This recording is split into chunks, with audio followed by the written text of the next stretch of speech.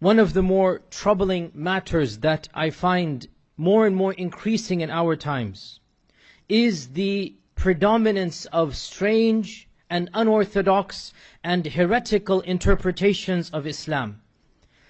It is so common to find our people in the congregation, and especially our youngsters, hear something online from some random person without any training in Islam, and he plants in their minds a bizarre understanding of the Quran, of our tradition, and this person begins to believe it, and it goes against the mainstream beliefs of our faith and our tradition. And what we have seen historically, and I've encountered this myself, when a person begins to deviate from mainstream Islam, this is the stepping stone to deviate from Islam itself. When a person abandons traditional beliefs and they start tinkering and believing in the fringe types of understandings, typically you find this person going away and away until finally, wal-iyadu billah, they leave the faith in its entirety. And there are a number of reasons why these bizarre interpretations are on the rise.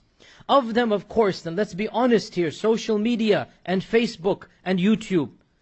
What social media has done is unprecedented in the history of mankind, where a person in the privacy of his or her room, in the basement of his father's house, can put a message that is globally accessible. This is unprecedented. And so what happens is that eloquence wins over knowledge. Our Prophet ﷺ said that inna min al-bayani la-sihra. Some types of speech is almost magical. You lose track of the content and the person mesmerizes you. The person is able to convince you of something not because of the content, but because of the style, the rhetoric, because of the package, and the content is swallowed down. And we see here the rise of these pseudo preachers across the globe, in Pakistan, in Egypt, in Belgium, across England, everywhere here in America. People without knowledge become authorities in the faith.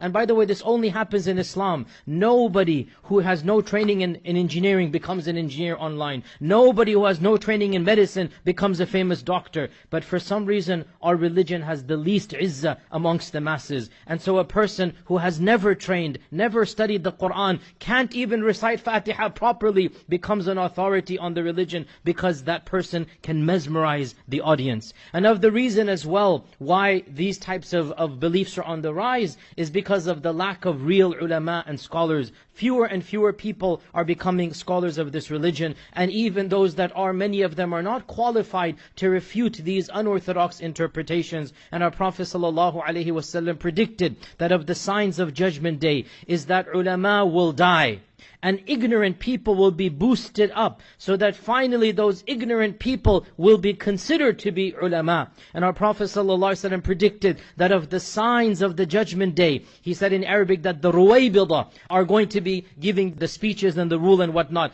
And they asked him, who are the Ruwaybidah? Who are these people? And the Ruwaybidah are those, he said, they don't have the knowledge. They are the juhal. They don't have the knowledge, and yet people consider them to have knowledge.